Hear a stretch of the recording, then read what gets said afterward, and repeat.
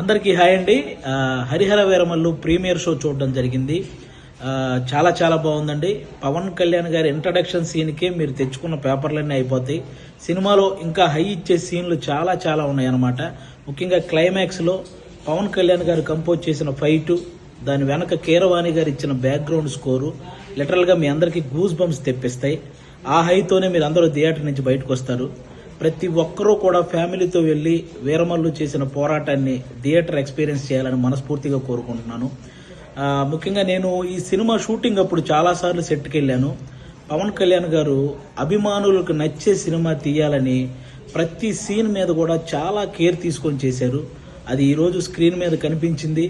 క్లైమాక్స్లో ప్రతి అభిమానిని కదిలించింది. ముఖ్యంగా ఆయన అంటే ఎప్పుడో ఒకసారి అభిమానుల కోసం ఒక హిట్ దేవుడు అని కోరుకుంటే గబ్బర్ సింగ్ వచ్చింది. ఆ తర్వాత మళ్ళీ ఇప్పుడే అభిమానుల కోసం ఒక హిట్ దేవుడు అని కోరుకున్నారు. మనకి హరిహర వీరమల్లు వచ్చింది.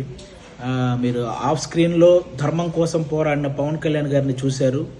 ఆన్ స్క్రీన్లో ధర్మం కోసం పోరాడుతున్న హరిహర వీరమల్లును కూడా చూసి ఎంజాయ్ చేయాలని మనస్ఫూర్తిగా కోరుకుంటున్నాను.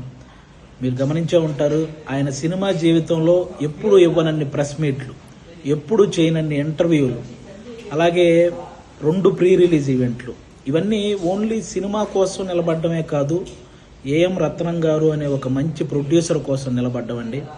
నిజంగా ఆయన భారతదేశం గర్వించదగ్గ సినిమాలు ఎన్నో తీశాడు. తెలుగు, హిందీ, తమిళ్ పెద్ద పెద్ద హీరోలతో పెద్ద పెద్ద హిట్లు ఇచ్చారు. ఈరోజు పవన్ కళ్యాణ్ గారితో ఆయన పొలిటికల్ షెడ్యూల్ని దృష్టిలో పెట్టుకొని దానికి తగ్గట్టు సినిమా షెడ్యూల్ని వేసి అక్కడ పొలిటికల్ కెరీర్లో ఆయన ఒక మైలురాయి సాధించడానికి, అలాగే సినిమా కెరియర్లో ఇంకొక మైలురాయి సాధించడానికి తోడ్పడిన ఒక మంచి ప్రొడ్యూసర్ అండి ఏఎం రత్నం గారు. ఆయనకు కూడా మనందరం అండగా నిలబడాలని కోరుకోవటం కాదు, వేడుకుంటున్నాను. అందరూ ప్రతి ఒక్కరూ వెళ్ళి ఫ్యామిలీతో ఈ సినిమా చూడాలి. అలాగే ఆల్మోస్ట్ 30 సంవత్సరాల నుంచి పవన్ కళ్యాణ్ గారు సినిమాల ద్వారా మనల్ని ఎంటర్టైన్ చేశారు. పాలిటిక్స్ ద్వారా ఎన్నో అవమానాలు పడ్డారు. కష్టాల్లో ఉన్న ఎంతో మందిని ఆదుకున్నారు.